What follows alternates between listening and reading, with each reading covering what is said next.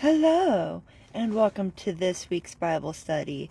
As always, I like to start with a quick breathing exercise, so if you wouldn't mind doing that with me now, it's just going to be 3 deep breaths, okay? Ready? Go. Go in. Out. In. Out. In. Out. Fantastic. Now, after the breathing exercise, I like to listen to a quiet worship song and something to kind of meditate on. I can't play it here for copyright reasons, but if you're on Facebook, you can scroll down and get a link for it, or if you're on YouTube, you can go into the description, and it should be the first link in the description is for a quiet worship song. And if you wouldn't mind, you can actually pause this video and listen to that now. I won't get mad. It's fine, because after you are done listening to it, you're going to come back here and watch the rest of the video. Sound like a plan? Okay, so a good time to pause this video and do that would be right now. And you're back. I hope you liked it. I thought it was a pretty good song. Anyways, before we start the Bible study, I'm just going to do a little written prayer. So here we go. God, thank you for bringing us all here tonight. Please guide my tongue and heart during this teaching, and guide everyone during the discussion and prayer time. Help us to be a reflection of your light by enlightening us to your ways with your love, patience, and curiosity.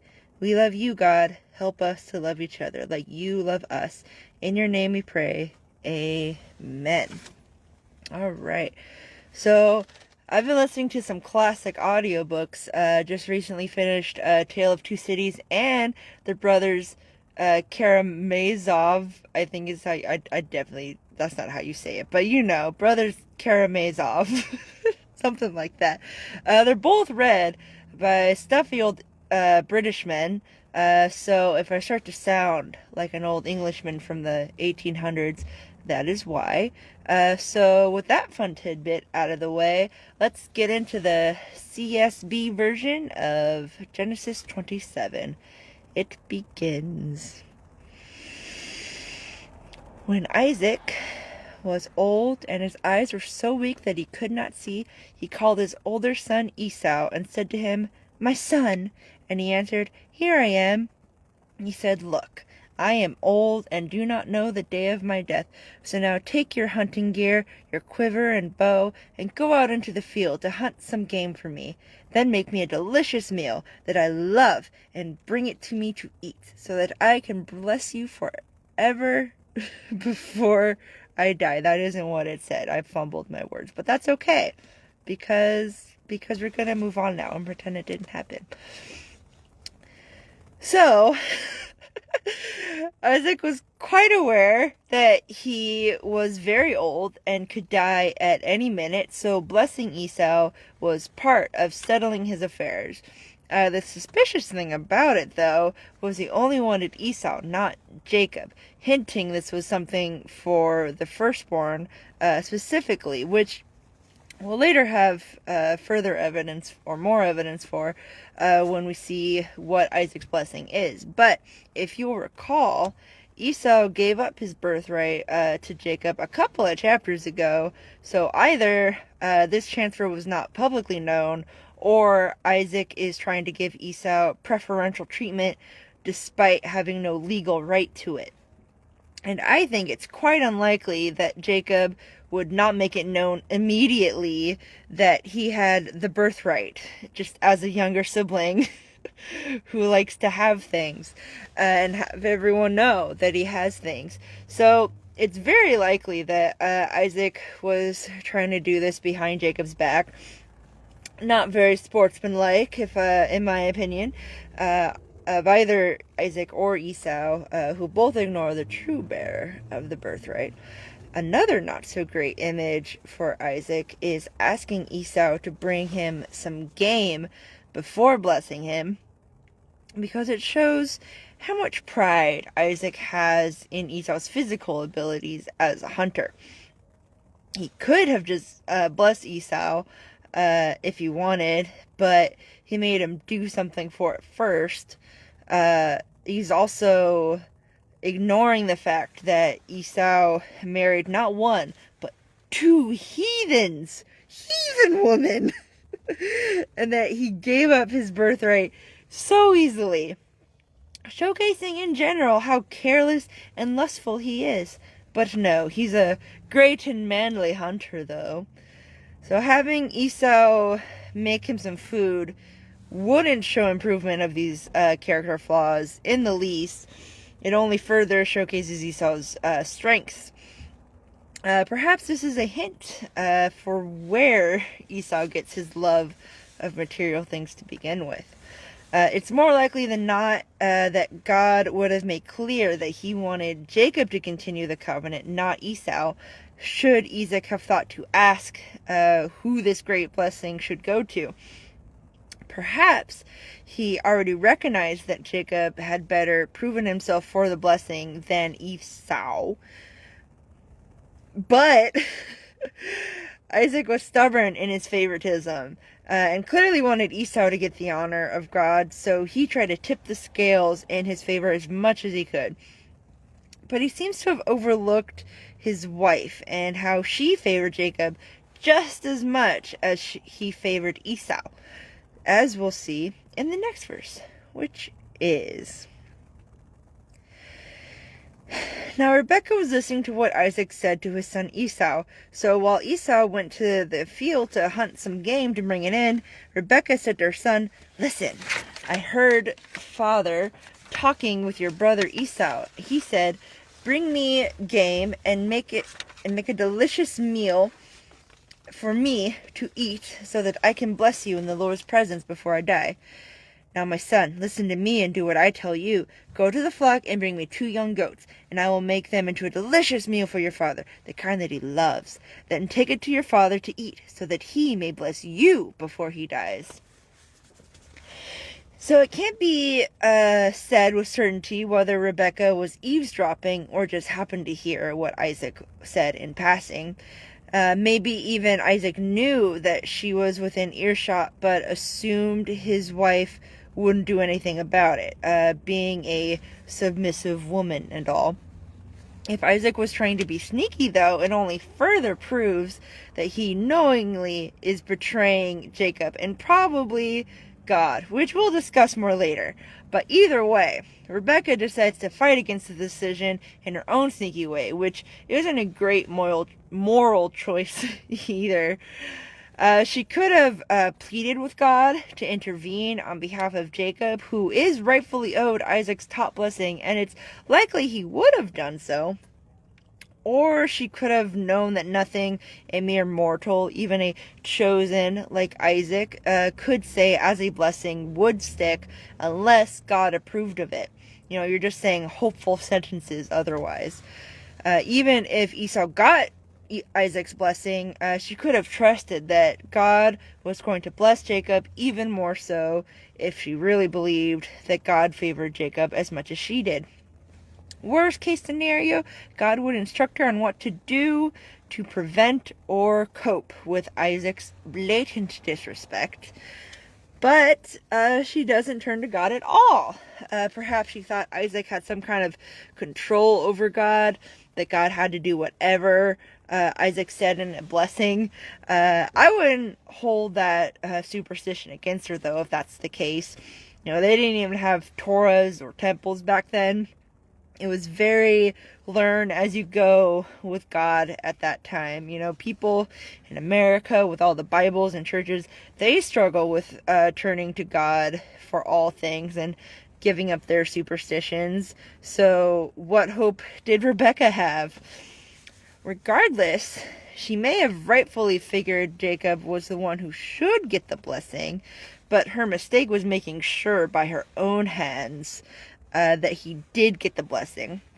One should never do God's job for him. It only results in suffering. You know, take, for instance, the Spanish Inquisition or missionary colonization. It all ended in needless suffering in God's name, which goes against the third commandment of not taking the Lord's name in vain, by the way. But in this case, we'll see it ends in unnecessary family destruction. But let's, for now, see if Jacob is able to point his mother's scheming back to God in the next verse, which is, Jacob answered his mother, "Look, my brother Esau is a hairy man, but I am a man with smooth skin. Suppose my father touches me, then I will be revealed to him as a deceiver and bring a curse rather than a blessing on myself." His mother said to him, "Your curse be on me, my son. Just obey me and go get them goats for me." So he went and got the goats and brought them to his mother, and his mother made the delicious food his father loved. Then Rebekah took the best clothes of her older son Esau, which were in the house, and had her younger son Jacob wear them. She put the skins of the young goats on his hands and the smooth part of his neck. Then she handed the delicious food and the bread that she made to her son Jacob. Okay, so Jacob does try to reason with his mother, but not to point her towards God's guidance, but instead pointed out a practical flaw in her plan, which could get him in more trouble than if he had stayed out of it from the start. Rebekah assured him that she'd take all responsibility, and that was enough for Jacob to go along with this now risk-free plan. And Rebekah used Jacob's criticism to better ensure that the plan would succeed by having him wear goat skins with Esau's clothes. It's only illegal if you get caught, as the saying goes. Yet they were so caught up in whether they could, they didn't stop to consider if they should. So the whole family is just this scheming, distrustful lot. So let's just see how Isaac reacts to the disguise and how this all unfolds in the next verse, which is, when he came to his father, he said, "My father." And he answered, "Here I am. Who are you, my son?" Jacob replied to his father, "I'm Esau, your firstborn. I have done as you told me. Please sit up and eat some of my game so that you may bless me." But Isaac said to his son, "How did you ever find it so quickly, my son?" He replied, "Because the Lord your God made it happen for me." Then Isaac said to Jacob, "Please, come closer so I can touch you, my son. Are you really my son Esau or not?" So Jacob came closer to his father Isaac. When he touched him, he said, "The voice is the voice of Jacob, but the hands are the hands of Esau." He did not recognize him, because his hands were hairy like those of his brother Esau. So he blessed them. Again he asked, "Are you really my son Esau?" And he replied, I am." Then he said, "Bring it closer to me, and let me eat some of my son's game, so that I can bless you." Jacob brought it closer to him, and he ate. And he brought wine with him, and he drank. So, Jacob just straight up lies to his dad with some kind of reverse Red Riding Hood shit, trying to come off as a hairy wolf to his old dad. Even worse, he says that God approves of him, which is why he was able to get his food so fast. Scandalous, really. And Isaac is definitely suspicious. You'd think Jacob would try to sound like Esau, but he's so confident or nervous, he uses his own voice, not thinking his own father would recognize it. It's all very silly, but let's see if Isaac falls for it in the next verse, which is, Then his father Isaac said to him, "Please, come closer and kiss me, my son." So he came closer and kissed him. When Isaac smelled his clothes, he blessed him and said, "Ah, the smell of my son is like the smell of the field, and the Lord has blessed. May God give to you from the dew of the sky and from the richness of the land an abundance of grain and new wine. May people serve you and nations bow and worship to you. Be master over your relatives. May your mother's son bow and worship to you. Those who curse you will be cursed, and those who bless you will be blessed. So Isaac smelled and felt Esau, and that was enough to convince him, despite the off vibes. Now, perhaps this is an example of why you should trust your instinct over your physical senses. Maybe he didn't think his son Jacob, who he named after con men, would try to trick him. Maybe it was God enacting the golden rule on Jacob's behalf. Isaac tried to go behind Jacob's back, so God allowed for Jacob to go behind his. Whatever the reason, Isaac blessed Jacob with good crops and subservient people, including his own brother. So this makes it clear that Isaac was in fact ignoring the true holder of the birthright, as only a birthright holder would have any legal sway over his siblings and other such relatives. So this blessing was rightfully Jacob's. Still, we'll never know for sure if Jacob's life would have been better, worse, or the same if he'd simply trusted God to handle things in an honest way. If the blessing was really meaningless without God's approval, then Jacob deceived his father, invoking God's name to do so, no less, all for nothing. Perhaps he thought he was chosen by God and thus justified in doing whatever it takes to be top dog. But remember, the task of the chosen is not to be top dog of the human world with all the power and prestige. It's to fulfill the will of God to the best of your abilities. It's up to God where he puts you in life, not yours. Doing things out of a selfish need for glory is not the way. And I emphasize you in this because Jesus finally fulfills the covenant. So after this, all believers are the chosen people of God. You have been chosen to glorify God and hopefully in the process gain some new believers. And I know it can be tricky consulting with God before taking actions. I barely do it myself. But it doesn't help. It also doesn't help that most decisions in life are easy to make because most people have immediate emotional responses when presented with the choice and the stimulus, as seen here.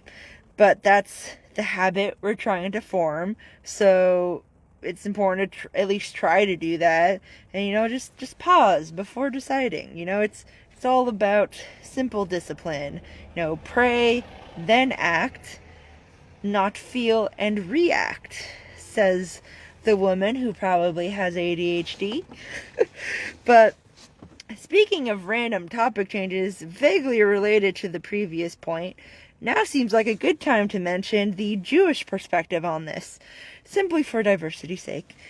Some Jewish scholars think Isaac was planning on blessing Esau with material wealth while letting Jacob be the spiritual head of the family, so the two could rule equally to their strength as church and state.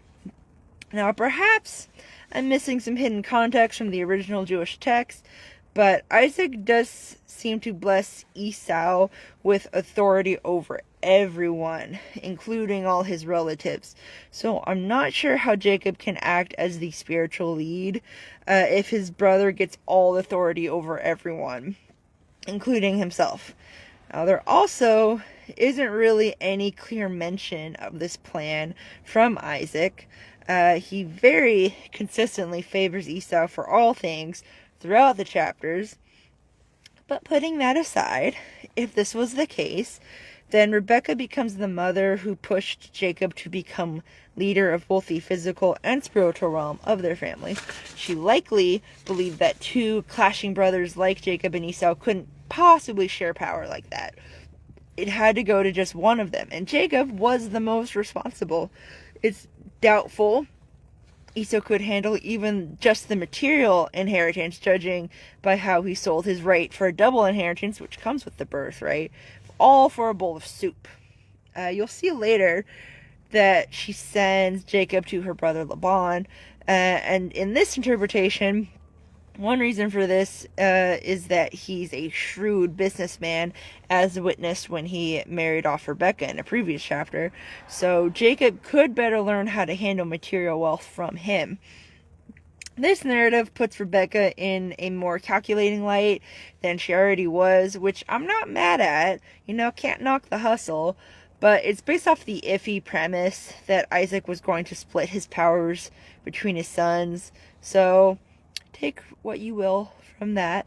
I just thought it was interesting how modern day descendants of Isaac viewed this. Another interesting point is that Isaac couldn't tell his wife's cooking from Esau's, probably because he was too old to sense it, or maybe they just cooked the same. Either way, it really just shows that Isaac wasn't trying to get a specific flavor from Esau, only lavish in the fact that Esau could hunt and cook for him.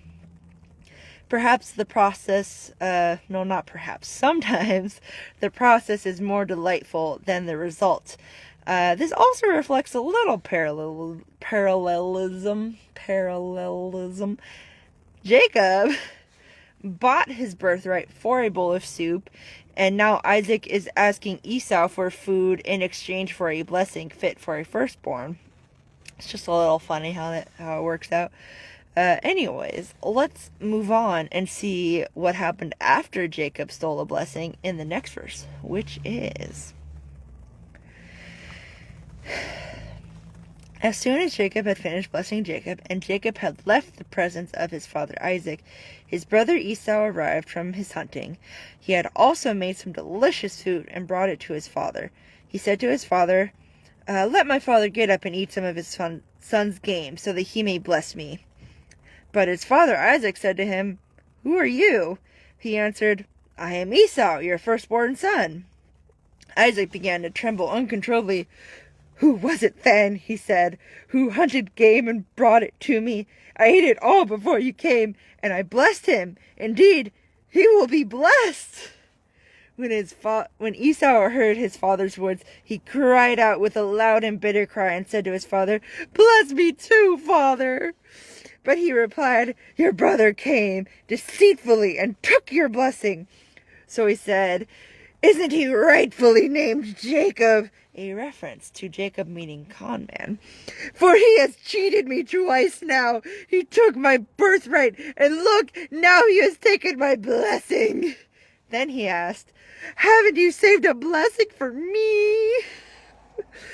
But Isaac answered Esau, "Look, I have made him a master over you, have given him all of his relatives as servants, and have sustained him with grain and new wine. What then can I do for you, my son?" Esau said to his father, "Do you have only one blessing, my father? Bless me too, my father." And Esau wept loudly.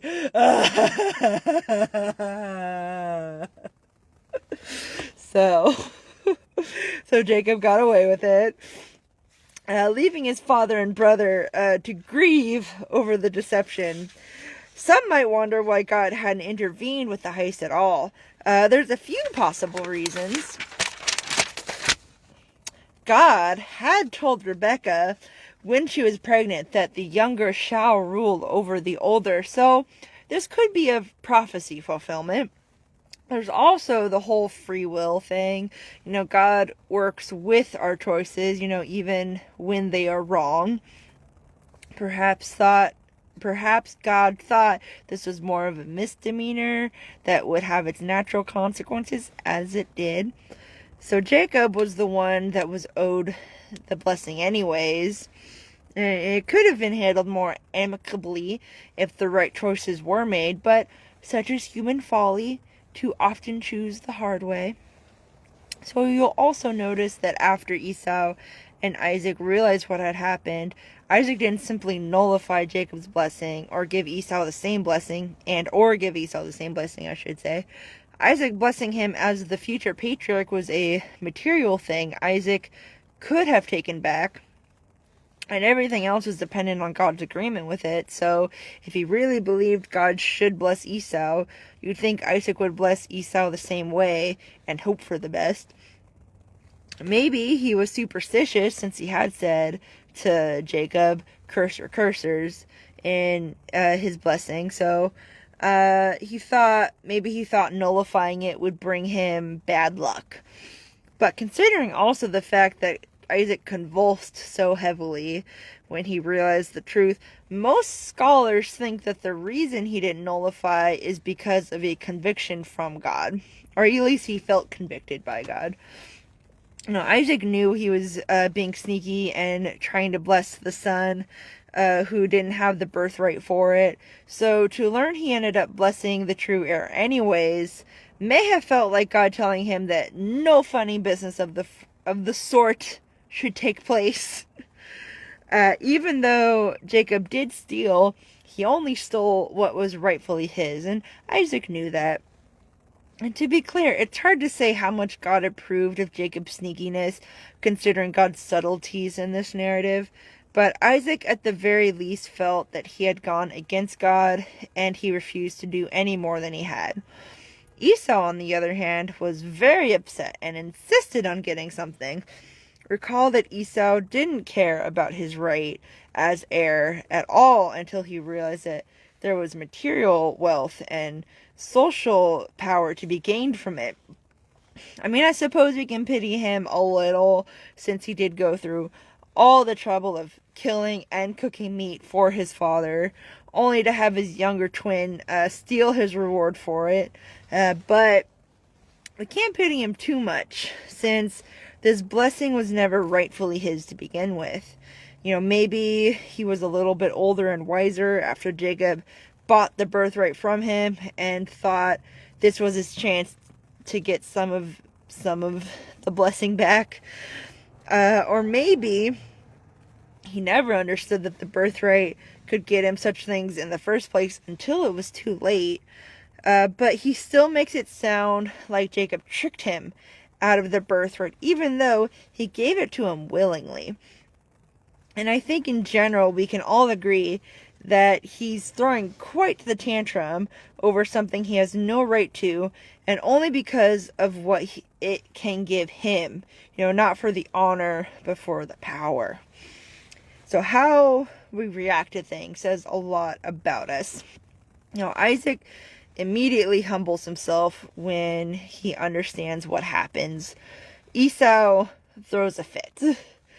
Isaac likely sees this as God's will, like in Kung Fu Panda when Master Oogway accidentally points to Po when picking the Dragon Warrior. No accidents or mistakes. Whoever gets the blessing is who gets the blessing. Esau, however, like Tigress, only sees thievery. But Isaac takes responsibility for his own part in this by not honoring the birthright and making Jacob feel he had to take the blessing through trickery, even after earning it. But Esau doesn't repent at all, only begs for another blessing as a victim. He only grieves what he lost instead of what God could give him instead. So to repent is to see both your sin and God's mercy. We turn away from our sin and we go towards God's mercy. Esau only sees Jacob's sin, though, never Jacob's God. And all choices have consequences, as we know, good or bad. Choosing sin like this is deadly. It's what Jesus died for, so we, whose very nature is sin, wouldn't have to die. No matter how good you think you aren't any more perfect than I am.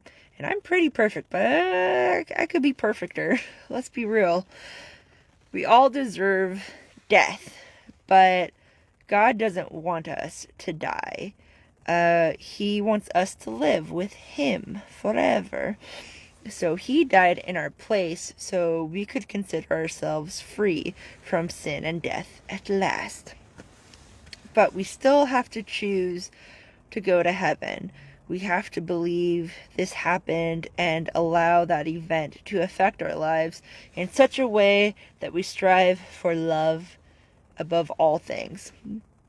God doesn't force people to go to heaven if they don't want to, and anything but an enthusiastic yes is a no. It is your decision, but I strongly recommend accepting the truth of the cross. That's just me. You do you. But it's not just believing that is needed, but repenting as well. And that means acknowledging and accepting responsibility for your actions and facing the consequences for them. And trying to prevent them from happening again to the best of your abilities. It's often very unpleasant and ego shattering. But when you're done, God's grace and mercy will give you a sense of relief and peace for it. You'll feel lighter and healthier than if you had ignored it and continued your sin.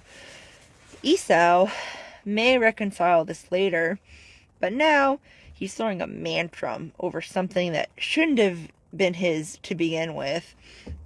So it's hard to feel completely sorry for him, but nonetheless, his father, who loves him so much, does in fact feel sorry having to hear his manly son cry over this. So he tosses him a little bone. So let's see what he does for him after so much begging in the next verse, which is, his father Isaac answered him, "Look, your dwelling place will be away from the richness of the land, away from the dew of the sky above. You will live by your sword, and you will serve your brother. But when you rebel, you will break his yoke from your neck." It kind of reminds me a little bit of that one. I think it was Jesus saying it in a parable about this judge that just sucks, but this woman was begging so much for him to do something, and he was like, "Fine, just because you're begging so much, I will do that thing that you want me to do." And Jesus was like, if a horrible judge can give you some kind of kindness, think of how great, think of all the great things that God can give you. And I just kind of made me think of this a little bit, because Esau was begging so much, and his dad was like, "Okay, fine, I'll give you a little bit of something. It's not much, but here you go." Just kind of made me think of that. Just a little example. But anyways, Isaac's blessing for Esau was that he'd have to live off the land as a nomad, fighting his way through life. So good thing he's good at hunting and fighting. Shouldn't be too bad. And Isaac's promise is his life of servitude towards his brother won't be forever. He'll rebel one day, and in fact, his descendants, I'm not entirely sure, but I'm pretty sure Esau and his descendants were pretty free willy up until who was it? Joshua? Yeah, I'm pretty sure it's Joshua. After Moses, whoever was after I'm pretty sure it was Joshua. And all of the Israelites came back to claim Canaan. And then that's when they took all of Esau's descendants and were just kind of did that whole servitude thing. But they eventually they do get some independence from the Jewish people, from their Jewish brothers, many, many years later in the Old Testament, I'm pretty sure, though it resulted in them getting caught between local land squabbles with other nations, mainly Egypt and Judah. But at some point, when the Romans took over Israel, they installed the famous Edomite, a descendant of Esau, Herod, as their puppet king over Israel. And he very infamously tried to kill the baby Jesus by killing all male babies under 2-year-olds in Bethlehem. So I guess in a sense, Esau gets his revenge against Jacob, but it wasn't a very good revenge. Isaac never said Esau could get his honor and glory back, so I suppose this blessing technically took. Though I do wonder if Esau would have preferred not to be associated as the guy who sold his birthright for a bowl of soup and whose descendant tried to kill Jesus as a baby. His whole life and line of descendants is a cautionary tale against the pursuit of material things and momentary pleasures.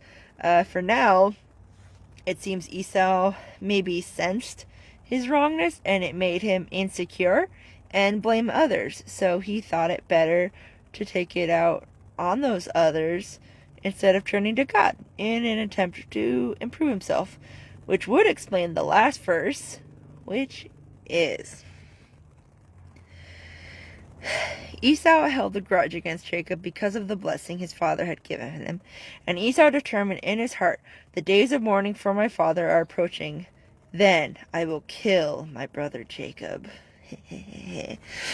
When the words of her older son Esau were reported back to Rebekah, she summoned her younger son and said to him, Listen, your brother Esau is consoling himself by planning to kill you. So now, my son, listen to me. Flee at once to my brother Laban in Haran, and stay with him for a few days until your brother's anger subsides, until your brother's rage turns away from you and he forgets what you have done to him. Then I will send for you and bring you back from there. Why should I lose you both in one day? So Rebekah said to Isaac, I am sick of my life because of these Hittite girls. If Jacob marries someone from around here like these Hittite girls, what good is my life? So Esau's pride and envy causes him to plan to kill Jacob after Isaac dies, possibly hoping the blessing would revert back to him if Jacob dies, or maybe just to settle a grudge. And he thought Isaac would die soon, most likely, though legend has it that Isaac remarkably lived for another 40 plus years. Another nudge from God that Esau needs to chill.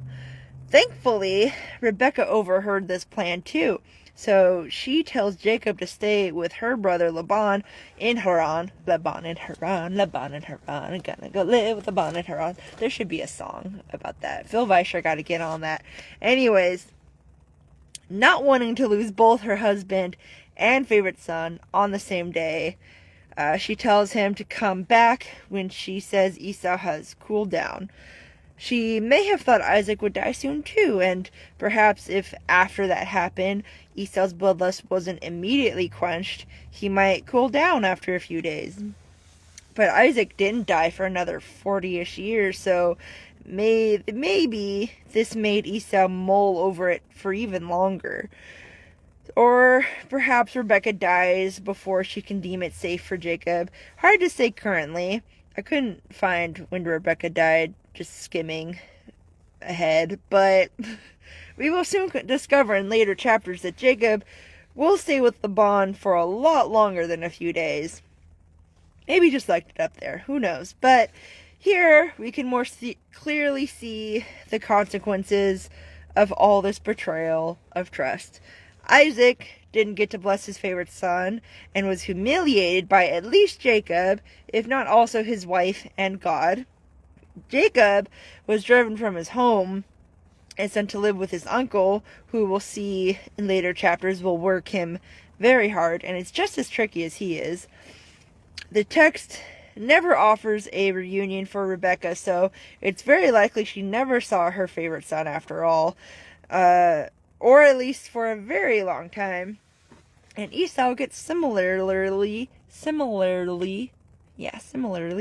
cheated and humiliated like his father. So no one is truly victorious in this story, and it's all because everyone selfishly worked towards their own goals rather than consulting with and listening to God on the matter. In fact, the only real winner here is God, because despite this treacherous family, Jacob lives on to continue the messianic bloodline with a suitable wife, and in fact, staying with Laban will humble him a little, not completely, but a little, and give him some real-world experience that will help him manage his family and other such affairs.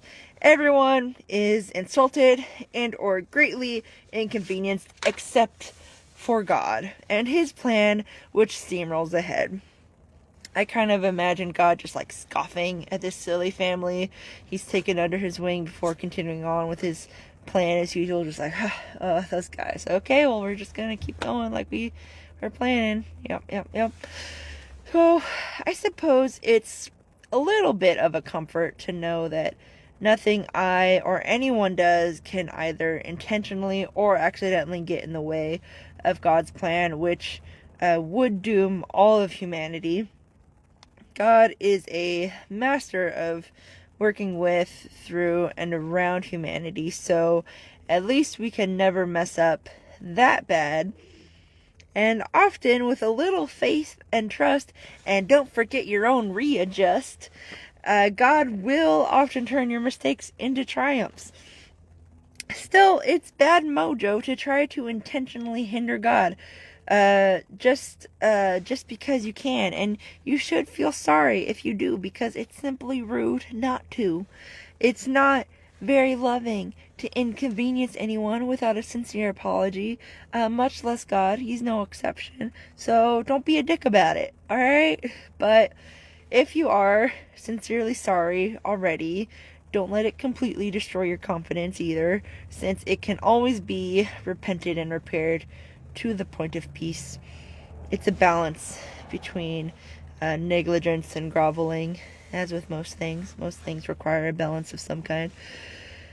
And just to make that last comment more clear, Rebecca tells Isaac that she doesn't want Jacob to marry a Canaanite as a reason to send Jacob to Haran, because, I mean, I don't know, maybe Isaac wouldn't mind Esau getting his revenge, since he's already dead, or more likely, she doesn't want to tip off Esau that she helped Jacob steal the blessing and escape, or at least she doesn't want to make it known to Esau that Jacob knows what his intentions are. We'll see in the next chapter that Isaac thinks that's best too, though. So we'll hear more about that in the next study. For now, we shall end it here. So any questions, comments, or prayer requests can be left down below, but let's review the prayer requests that we have currently. Okay, so we have... Alright, so I've been listening to a few podcasts and stuff about how people should pray, because, that's been my challenge lately, is just getting disciplined about the prayer and knowing what to pray about and all that fun stuff. It's been recommended that we should always pray for forgiveness of sins, and also that we get filled with God. So that's probably what I'm going to start doing from now on forever. And we're also going to pray for my cousin who's grieving the loss of her husband. I think I'm going to take a break from praying for her just because I haven't checked in with her in a while, and I kind of feel weird praying for her without actually knowing what's going on with her. So I'm going to use that as an incentive to check in and double check that she does in fact still need prayer, and then, if she needed anything more specific, then hey, I'm sad about my husband and would like support on that. So doing that, we're also going to pray for Dr. Heiser and Trey. Dr. Heiser got his own little cancer thing going, and I think Trey's fine, so maybe he did have COVID, and it doesn't sound like he has long-term symptoms from that, so maybe we'll just thank God that Trey isn't still sick. And then I'll also pray for myself. I've been on a little bit of a roller coaster of emotions. I'm not sure if it's because of the meds. It might be because, I don't know, it might be because of the meds. But I don't know, I've just been bitter about the people in my life, and I don't know, I just feel like I am not important really to anyone. Like, I'm not like a top priority to anyone, and it's making me very depressed. And I'm supposed to be moving in with some friends in August, and I'm hoping that makes the depression not as bad, but it's mostly just making me more anxious because I've kind of been isolated for a really long time, and now I'm just getting thrown in with like 3 other people and having to learn how to be sociable again, and I'm a little bit worried I'm not gonna be able to do that. because I'm usually not. Like, something usually happens. So I'm just kind of worried for this specific friend group. Because, like, if I lose those ones, now I really don't have any friends, and I'm really just kind of on my own. So there's that whole thing going on. But honestly, that's not even what I want to pray about. Because, like, I don't know. Like, it's just me tripping about things that don't really need to be tripped about. You know, it's just head stuff. So, I mean, I guess I probably should pray that stuff goes on in my head. But what I really should pray for is that God fixes me in some way, and that that he helps me to like focus on him, because if I can do that, then probably all of the other stuff will fall into alignment. So that's what I'm gonna try to focus on. So let's do this prayer thing. So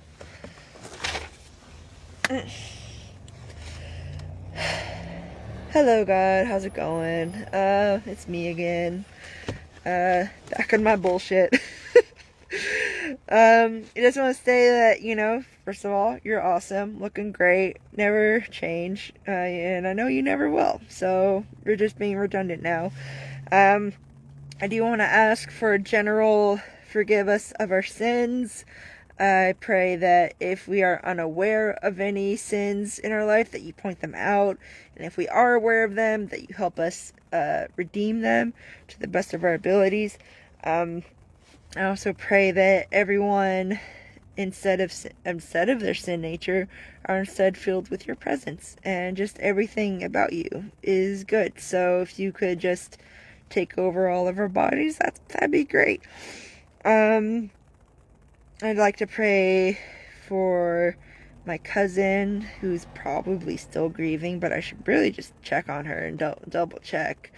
But we're just gonna pray for her, and I'll probably link her GoFundMe if it's still up.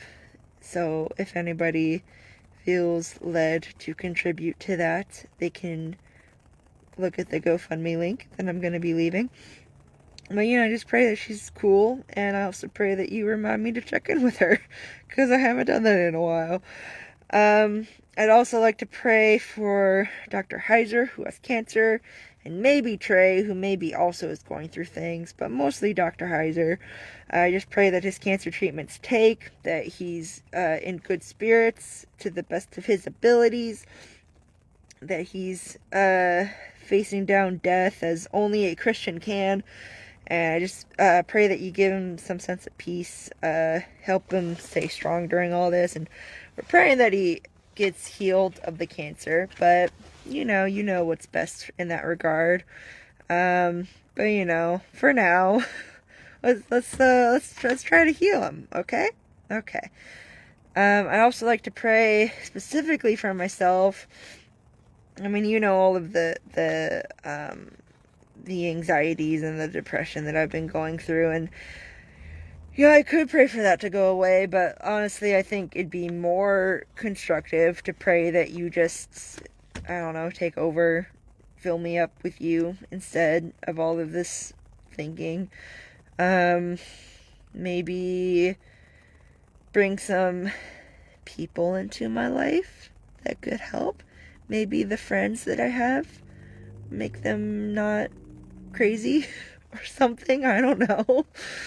But I don't know, just what is best for me. So I just pray that you do that soon, maybe quicker than what you were originally planning, because I don't know, I'm kind of feeling like I'm going crazy a little bit.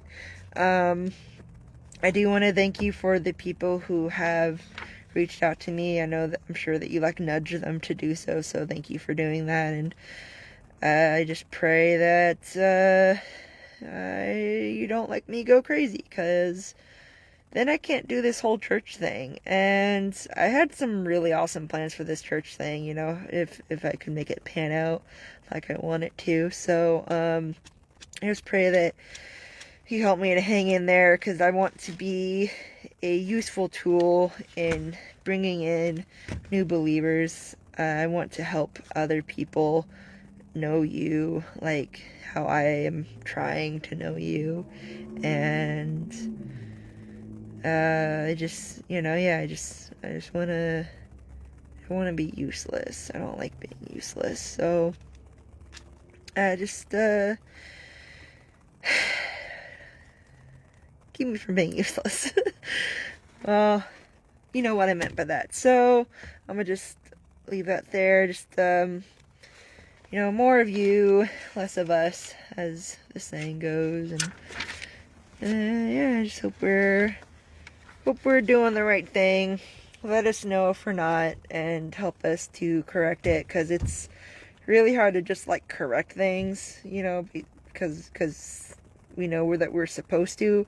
Help us to want to correct things. Help us to want to do better, and give us the motivation to take the steps that are needed to do better. Help us to get us to that place of peace, and just help us to do that thing that we need to do. Because I'm pretty sure you are the only way that we're going to be able to do that. So, sooner rather than later. Okay. Well, I guess that's all. Again, you're awesome. We love you. Hope everything's all cool up where you are. Just stay in touch. Okay. Okay. Well, that's about all I got. So, amen. Amen. I think I'm getting a little bit better at prayer. Probably, maybe not. I don't know. But anyways, that's about it for the Bible study. I always like to end on a loud worship song, so we can end on a positive note after the depressing prayer requests. So, if you're on Facebook, scroll up, and if you're on YouTube, the link is in the description. And you can just, bop around to it, get the blood flowing. It's something you're supposed to move and groove to. I don't know if I picked a great song for this, but, such is life. Okay, well, bye.